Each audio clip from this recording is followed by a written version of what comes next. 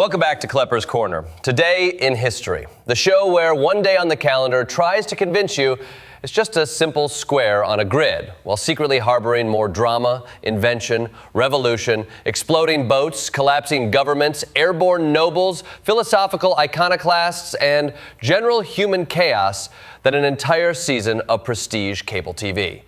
If November 21st had a tagline, it would be, "Humanity, stop touching things, you're going to break them." This is the day when humans first left the ground in a giant floating sack of hot air. When a bunch of cranky, seasick pilgrims invented self-government because the people on their boat were about to mutiny. When Ireland had a day so violent it makes Game of Thrones look underproduced. When the Titanic's bigger sister did an extremely fast impression of a submarine. When Thomas Edison trapped sound in a tinfoil burrito. And when the Balkans, after years of horror, were forced into a peace agreement in Dayton, Ohio. The geopolitical equivalent of, kids, don't make me turn this car around. So let's unpack November 21st, a date that apparently decided, why not cram every possible flavor of human achievement and catastrophe into one convenient 24-hour period. Segment 1. The Montgolfier brothers take flight, and humans decide up is the new forward. On November 21st, 1783, humanity looked at the sky, that place where only birds, angels, and tax brackets higher than yours exist, and said, yeah, I'm going up there. This was the first untethered human flight, courtesy of the Montgolfier brothers, two paper manufacturers who looked at rising smoke and decided, with full Enlightenment confidence, we have discovered a new gas called levity. And science said, buddy, that's just hot air. But you know what? They were right enough for it to work. Their balloon was basically a giant, flammable Fabergé egg made of taffeta, alum, royal decorations, and the eternal French desire to show off. The original pilots were supposed to be convicted criminals, because apparently nothing says scientific breakthrough like volunteer or we'll hang you. But a scientist and a nobleman insisted they should go first, because glory shouldn't go to someone whose previous accomplishments included lost a knife fight behind a bakery. For 25 minutes, these men floated over Paris, throwing straw into a fire while also trying not to become flambé. They drifted over rooftops, over the Seine, over crowds who had literally never seen a human above eye level unless they were on a horse. It was the moment humanity decided gravity was more of a suggestion. And in the crowd was Benjamin Franklin, who, when asked, what good is a hot air balloon, delivered what might be the greatest mic drop in scientific history. What good is a newborn baby? Which is true. Babies can't do anything but cry, drool, and occasionally invent the aerospace industry. Segment 2, the Mayflower Compact, when a boat full of grumpy people accidentally invented democracy. On November 21st, 1620, the Pilgrims finally arrived somewhere.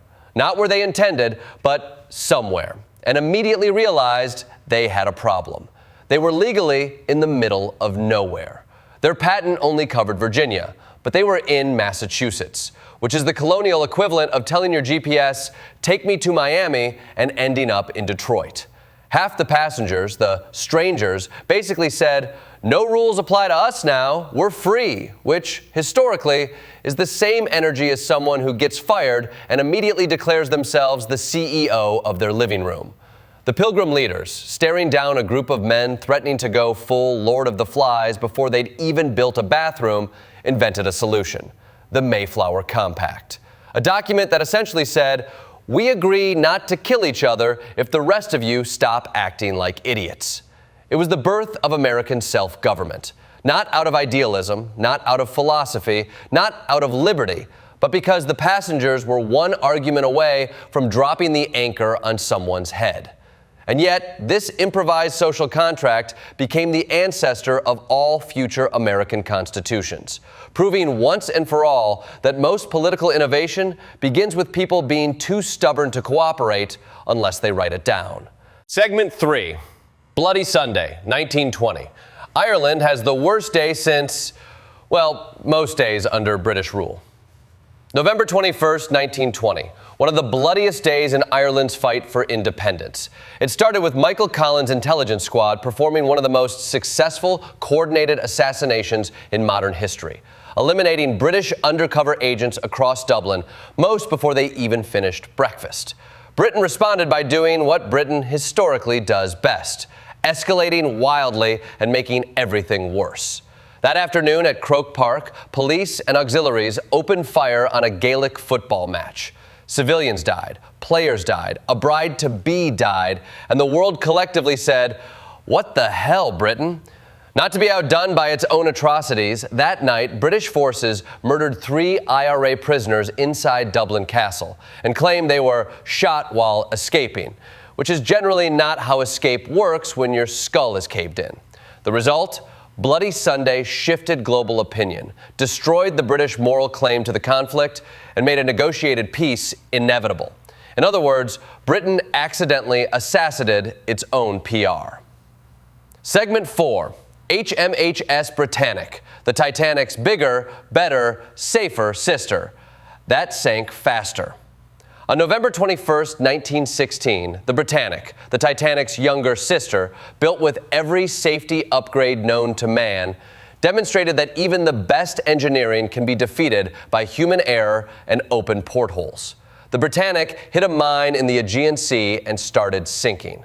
Now, thanks to new watertight bulkheads and double hulls, it should have survived. It was literally designed to stay afloat with 6 flooded compartments. Unfortunately, the medical staff had opened the portholes for fresh air. When the ship listed, those portholes dipped under the waves and turned the entire inside of the ship into a very large, very doomed colander. Then, in one of the most horrifying moments in maritime history, 2 unauthorized lifeboats were launched directly into the moving ship's propellers. And here's the wild part. Most people still survived.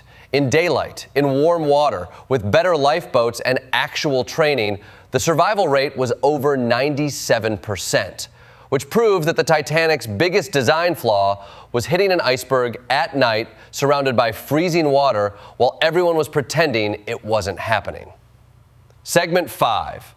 Edison invents the phonograph and human memory gets a save button. November 21st, 1877. Thomas Edison unveiled the phonograph, the first machine that didn't just record sound, it played it back. Before this moment, sound lived fast and died young. You heard it once and then it disappeared forever, like a politician's promise after the election. Edison records "Mary Had a Little Lamb," and suddenly the human voice becomes permanent. Our words become time travelers, our songs become immortal, and our ears become victims of every future recording of Baby Shark. This one invention gave birth to the music industry, radio, DJ culture, podcasts, and that one coworker who insists on playing their playlist during lunch, even though their playlist is a war crime. Segment 6, the Dayton Accords. We're ending this war in Ohio, whether you like it or not. November 21st, 1995. The day the Bosnian War officially ran out of excuses to keep going. After years of ethnic cleansing, siege warfare, and absolute hell, world leaders were dragged, metaphorically and occasionally literally, into Dayton, Ohio, where U.S. diplomat Richard Holbrooke basically told them, "Nobody leaves until you stop murdering each other." And somehow, it worked. The Dayton Accords didn't just end the war. They created one of the most complicated governmental structures in world history. A constitutional Rube Goldberg machine held together by duct tape, ethnic vetoes, and the persistent threat of, "Do you really want to do this again?" But it brought peace. Imperfect peace, fragile peace, but peace. And on November 21st, that was enough. In conclusion, November 21st is not a date. It's a highlight reel of human audacity.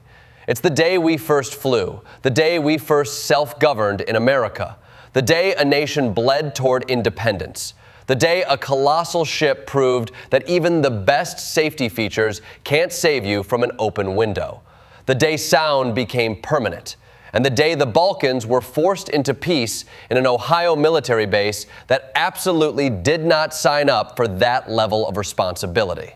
It is the day when invention meets catastrophe, when courage meets incompetence, when human imagination soars and human error sinks like a very large hospital ship. It shows us the full spectrum of what people can do: the brilliant, the brutal, the foolish, the noble, sometimes all before lunch. So here's to November 21st, a day that refuses to be boring, refuses to be quiet, and refuses to let history take a nap.